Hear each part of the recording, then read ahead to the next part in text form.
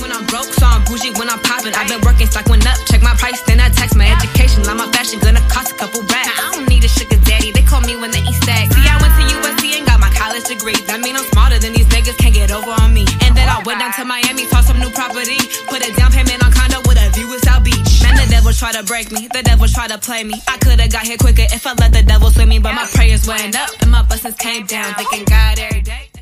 What's up, y'all? It's your girl Kaj, and I'm coming to y'all with a freaking video.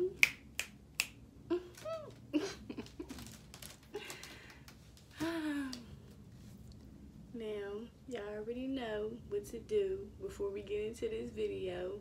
Like, comment, and subscribe. Follow me on Instagram at TCU2_.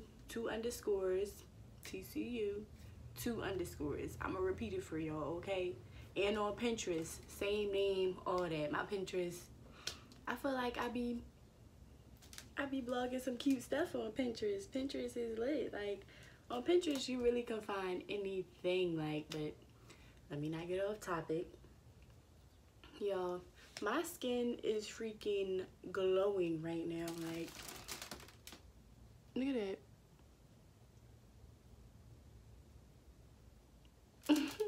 Glow daddy. Besides that blemish, but like, that's gonna disappear soon. Now, today, I decided to do my first video based on my mom. Now, if you guys don't know, my mom passed away from cancer. So I guess this video will be about how I got through it, or like how I'm getting through it, because I'm still actually not over it. But bear with me, you guys. So now just be loud outside. I found out my mom was diagnosed with cancer when I was in 10th grade, I would say. I think that was 10th grade. And she went to go get a colonoscopy. Now with me, I kind of already knew like what she was going to come back and say, because around that time I was seeing a lot of shows where people would go get a colonoscopy and it would come back that they had like colon cancer and everything else. So like, I kind of already knew. I feel like I kind of already knew. So she came back from the doctors that day, and then she sat us down. She sat me and my sisters down, and she told us, she was like, I have stage 4 colon cancer. Now, at that moment and at that age, it was more so, my life is over. Like, dang, my life is over. My mom is sick. Everything is just about to get hard. So, I'm the kind of person that if I feel some kind of way or anything, I'll shut down before I even react. Like, I'll shut down. So basically, I just shut down. So like, going into the beginning of 10th grade year when I found out, because I was cheerleading and everything. So yeah, so I started cheerleading and everything. And basically, I wouldn't say hiding the fact, but I was just hiding my emotions. And I was putting more effort into school, into like cheerleading, into my academics and everything else. Like, I wasn't trying to pay attention to what my problem was at home. While my mom was alive, I wouldn't say that I dealt with it the correct way, because to this day, like, I am upset that I didn't do as much as I know I could have did.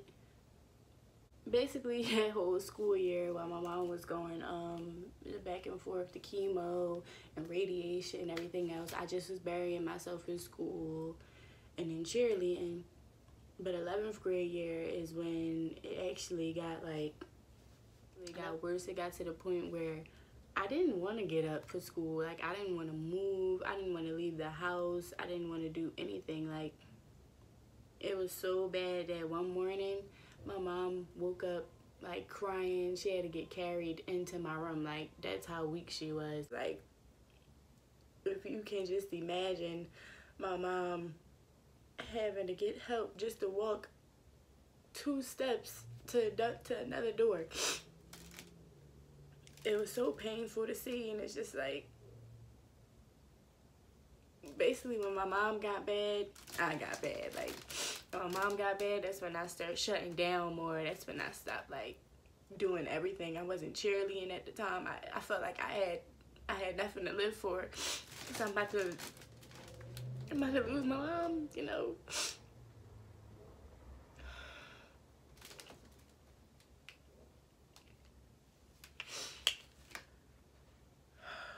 Oh my gosh, y'all. I just felt like at this point I had nothing to live for anymore. So that was like, that was real sad. And then it started getting to the point where my mom, she was in and out of the hospital. And I'm telling y'all, like, all this happened within weeks. Like, in a blink of an eye, all this stuff was happening. Like, 1 minute she was in the house, 1 minute she was in the hospital, 1 minute she came home, she was throwing up, then she had to go back to the hospital. Then it got to the point where she had to stay at the hospital. Like,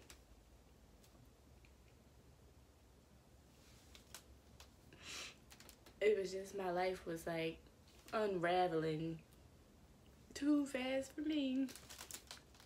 And I was 16 too. So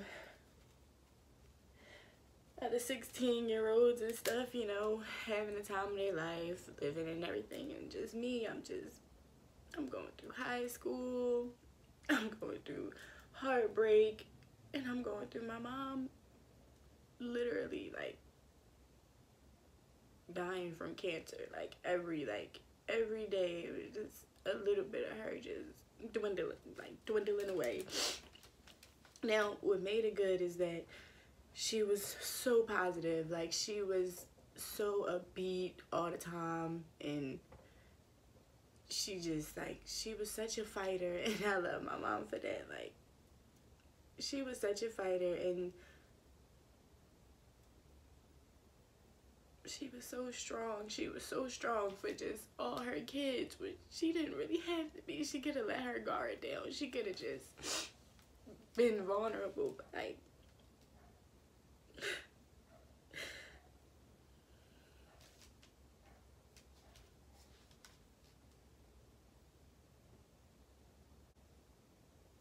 life is hard, especially when you're 16 going through that. It's nothing you could really do because you have no job, no none of that. Because at that point, not even at that point, my mom didn't want me to have a job because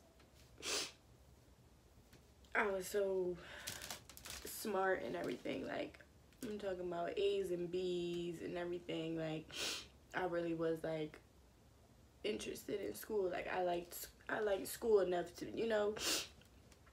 So it just was, she didn't want me to start working. She wanted me to be in extra activities and everything else. And that's exactly what I did. Like,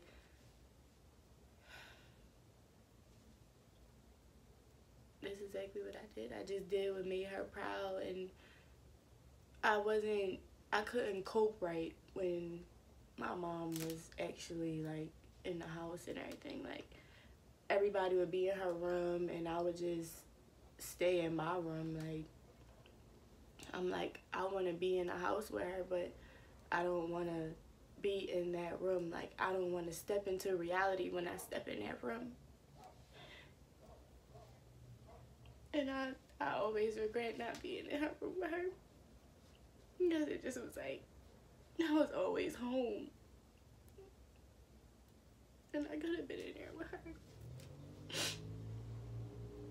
I could have been in there more, because, like, I went in there and I would watch movies and stuff with her. But when she started getting bad, like you could physically You could physically see it. I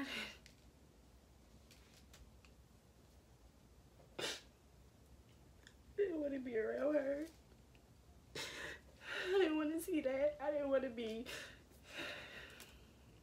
traumatized or anything. I didn't want that to be my last memory or anything. It's like, I never knew. Like, with cancer, you never know. Like, but not even with just cancer, with every day, you just never know who you would lose. Like, you know what I mean? Like, you can go to sleep one day and everything will be fine. The next day, somebody won't wake up, or, you know what I mean? Like, you'll never know. Like, it's just, you just never know.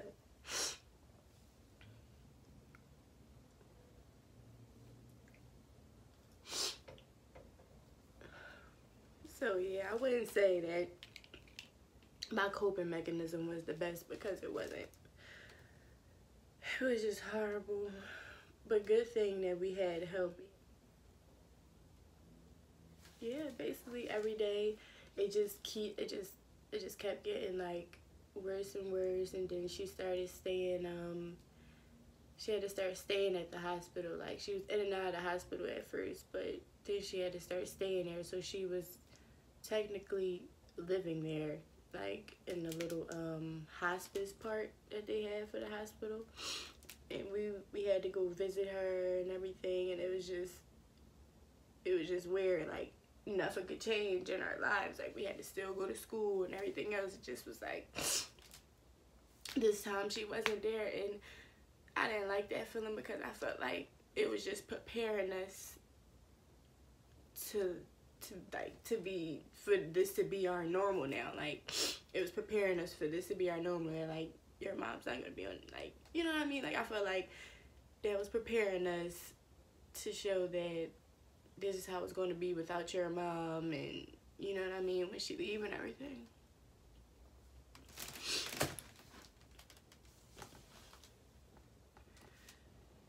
So when she was in hospice, I don't know would you call that hospice if when you stay at the hospital? I can't remember what you would call that, but like, when she was there, they kept telling us like different times that she can come home and everything else. So it was kind of like, one day they'd be like, oh, your mom can come home Friday. Then they'd be like, oh, your mom coming home the 22nd. And then, you know what I mean? Like, they would keep changing the dates and everything, and I just never would understand, because I'd be so hyped to be like, I would be so hyped, like, oh yeah, mommy coming home, da da da da. Then it'd be like, oh, she not coming home. And then it got to the point where one day we all weren't allowed to go to school. Like, we all were told to, no, you're not going to school, you coming here, we going here tomorrow. And we were informed that we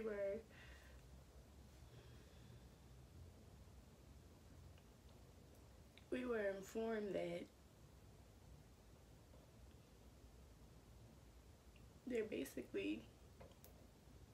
there was no hope anymore. That she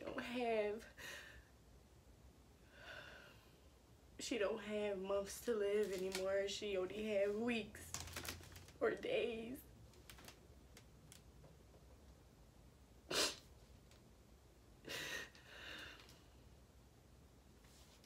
My mom was on that hospital bed. Ankles was so swollen, legs was so swollen.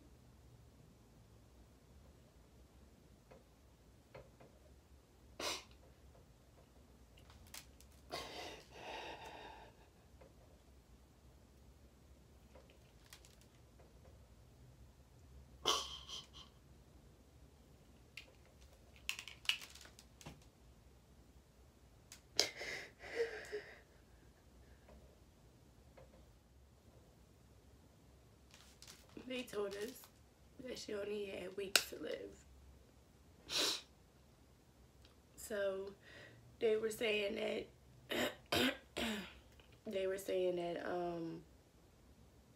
she was able to come home because she didn't want to stay there, and like she basically didn't want to pass away there. So they let her come home, and when she came home, she just was like,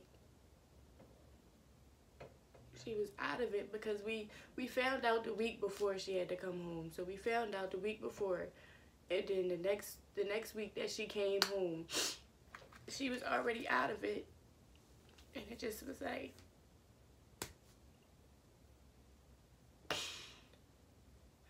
I know they said that you didn't have moms, but we just found out, you know, like,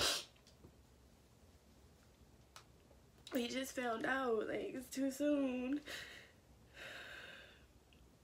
My mom, we had her bed set up in the living room and stuff. We had everything set up, her little toilet downstairs. It was so bad, y'all, that it was so bad that my mom couldn't even speak. She couldn't form full sentences.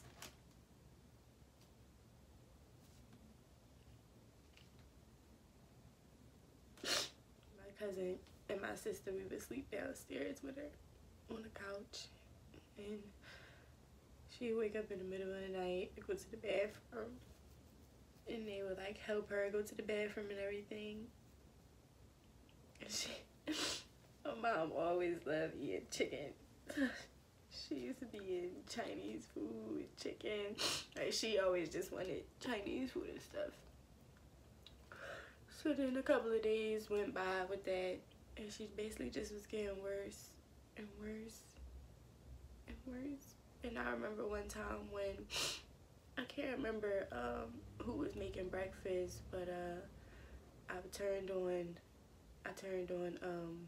a church sermon for her. I think it was a Saturday,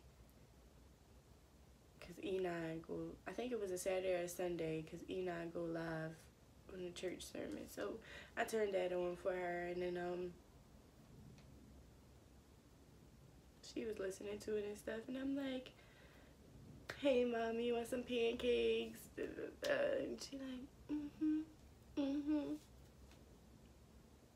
So when I put her in the pancakes and stuff,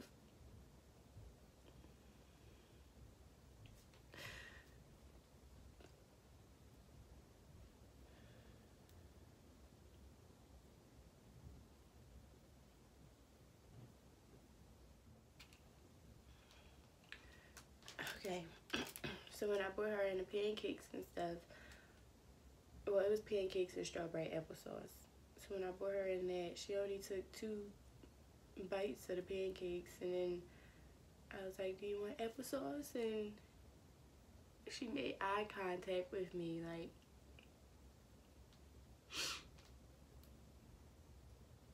but when we made eye contact, I can tell, like,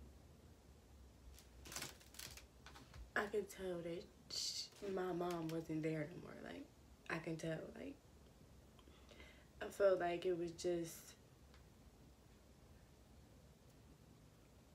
I don't know how I felt, honestly. I was sad, and I had to stop feeding my mom because I didn't want to cry in front of her. So I just, like, took a break, and I'm like, okay, I don't want to cry in front of her. I want to be strong. I don't want her to see me sad, because, like, you can tell by the look in her eyes that she was not fully there anymore.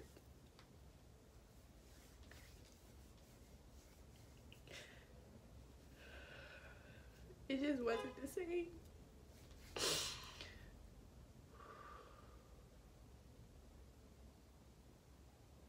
And I always would have that picture in my head. Like, I remember that day like it was yesterday. And my cousin Caitlin, she was making pancakes. And I remember it like it was yesterday. And then the next day, when I got up to go for school, she was sitting up, and she was talking to my uncle. she was sitting up and she was talking to my uncle, or more so he was talking to her, and she just was like, because she was in pain. She was just in pain, like. And I gave her a kiss, and I'm like, bye, mommy, I love you. I'm going to school. I came home from cheerleading practice, and you could just tell, like, that night just felt weird. Like, that night was just so freaking weird. It was weird how it all, like, the vibe in the house just felt weird. Like, you could tell that something was about to happen, but everybody basically, we did our normal, be around our mom, sleep around her, everything else. I went to bed. But for some reason, the next morning, I woke up stupid early. And I'm like, I don't never wake up at this time. Why am I up? But, like, for some reason, I couldn't go back to sleep. Like, I just had that feeling. Like, I just couldn't go back to sleep. And my uncle, I hear him coming up the steps, and he started waking us all up. Like, yeah, come downstairs, go downstairs, da-da-da. So, I was the last one to go downstairs because I just knew. I'm like... And when I went downstairs, my mom was on her bed.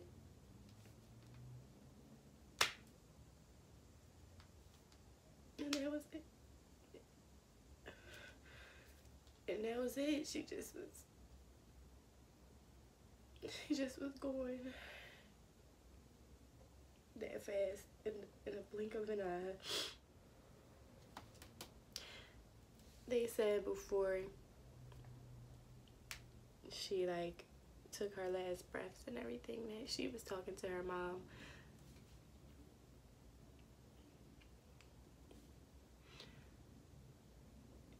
And they said that she smiled while she was talking to her mom. Like, it was basically like a happy conversation with her mom. Like, she was happy to see her mom and everything else.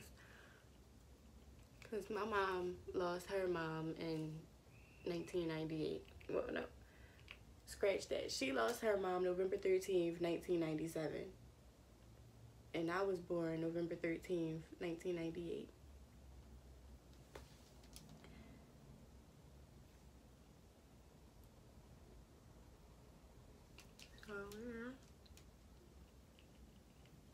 So she was hyped to see her mom and everything. And I'm like, that's the good, like, as long as, like, we know that she left in peace, like, she left with peace.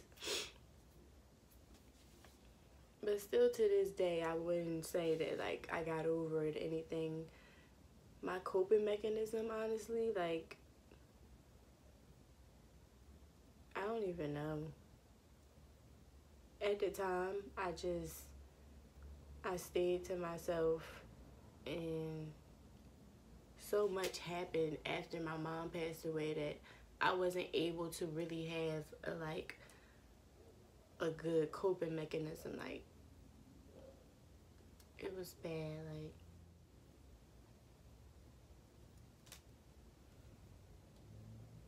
after that, I was dealing with abandonment. I was dealing with the start of taking care of myself. I was dealing with depression. You know, I was dealing with a lot at a young age. And, like, basically after my mom passed, that's when I had to do everything for myself. Like, I was living in the house by myself. My sister, she wasn't coming home. My little brother, he got taken with my uncles. My two uncles, they abandoned me. And basically, I had school and my boyfriend at the time. And I feel like my coping mechanism was being over his house, being with his family. His grandma was feeding me. His mom was everybody just was so welcoming, and they just like, I was always over there. I started spending the night over there and everything, because honestly, I didn't have no job. I didn't have no motivation. I didn't have nothing. I just had myself at that moment, because everybody lost themselves. Everybody got separated and everything else. So I just had myself, and I was just dealing with stuff how I dealt with it. I don't know. You can never get over your parents passing away, and my dad, he passed away too, so you can never get over that. My dad passed away when I was in 7th grade, and my mom passed away when I was in 11th grade, so. And then on top of that, you know, after a death, you're dealing with abandonment, you're dealing with taking care of yourself, you're dealing with trying to figure out where your next meal is coming from. Like, a lot of people don't know this about me, but it's like, I really was struggling. Like, it was no food in the house when I got abandoned. There was no more food in the house and everything. So I was going over to my boyfriend's house, to my boyfriend at the time, to eat and everything, and then I would go to school and then like eat, because some nights I would go to sleep without eating. So I make sure I go to school early to get breakfast, and I would eat lunch and everything. It's just like, I'm glad I had school, because school was my coping mechanism. I feel like, no, I wasn't always there, but like days that I needed to get away from my house, my home, my boyfriend at the time, and his family and stuff, I just went straight to school.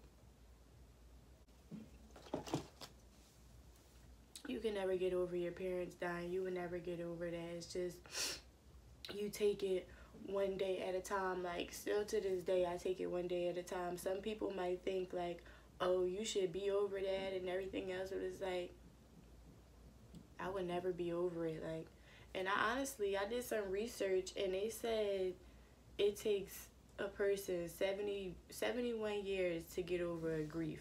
Approximately 71 years to get over a grief if your grief is not handled properly. And don't get me wrong, I was doing grievance counseling and everything. The school was giving grievance counseling and everything. The school was giving it to me, but I felt like, a part of me, I felt like it helped, but then again, it didn't. It helped because people were feeling the same thing I felt, so I knew that I wasn't like crazy or losing my mind or everything. But then again, it didn't help because it was just so short. You didn't really get nothing out of it. You just got the confirmation that you wasn't the only one going through that stuff. And I felt like with grievance counseling, it should be way more to it. It's just, if you go through your parent passing or your parents passing, all I can tell you is keep your head up, keep pushing, keep going. It's going to be days where you're not going to want to get up. It's going to be days where you're not going to want to live for real. Like, it's going to be days where you talk down on yourself, and days where it's going to be days where you're actually tempted to even just like, some pretty depressing days. It's like, you're going to get through it. Look at me, I'm 19 now. All this happened when I was 16, 17, and 18. It's like, I'm 19, and still to this day, I just been getting through it. Like, every day is not easy for me. It is not easy, but I get through it. Like, you just got to keep your head up. You got to keep moving forward. You got to keep yourself busy, and don't try to hide your feelings. That be the problem. People try to hide their feelings. They try to keep what they're feeling inside. You do not have to keep what you are feeling inside. If you want to talk to somebody, get a therapist. If you want to talk to somebody, get somebody that understands. Like, get somebody whose parent passed away too, in order to get like in order for you to feel like you're not tripping or anything. Because, like, I realize when I talk to people that haven't lost a parent, they don't fully understand where I be coming from, or they don't fully get what I'm saying. So it would be better for you to open up to people that actually understand what you are saying, or that's just understanding, period.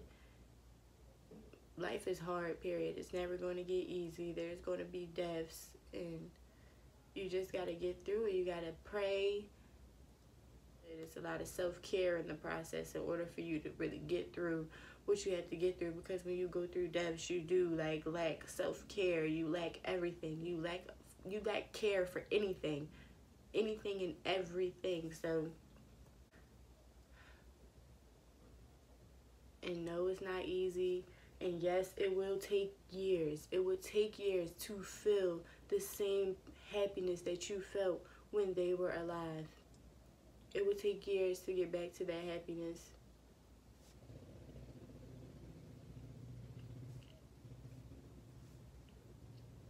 You just can't lose yourself. It's a process where you cannot lose yourself. And this is how I feel. Like, it's some days where I would be like, dang, I wish my mom was here. Like, for my high school graduation and stuff, and my prom and everything, I wish my mom was there. And it's like, I know she there with me. Like, she in my heart, you know what I mean? So it's like, even it's going to be days where you feel sad and you cry, even when you think you're okay, but everything is going to be fine. You're going to be okay. You're going to get through it.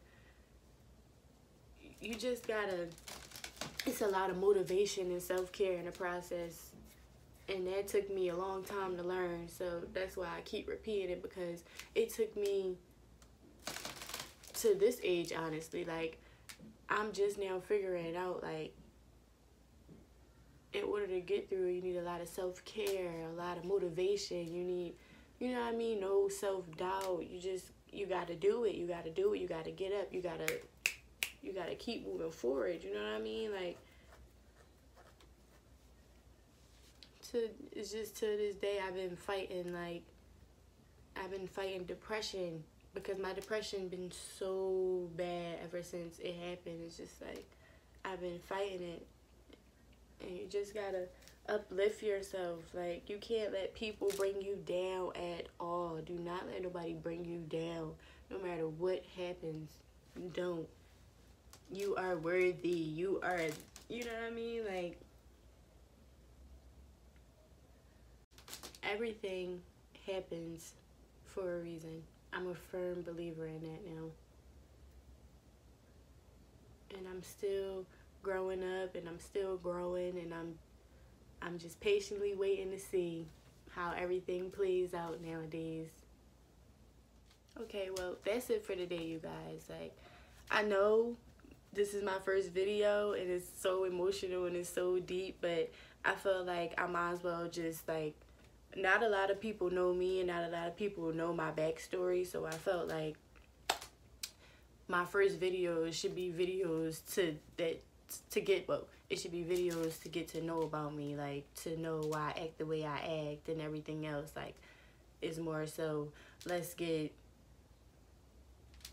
this stuff put on the table so nobody would be, like, confused or ask questions, or, you know what I mean? Like, let's just get it out there now. It was more so that, I know I was a crybaby, but I'm a natural crybaby, and, like, what do y'all expect? I was talking about my mom. I don't normally talk about her.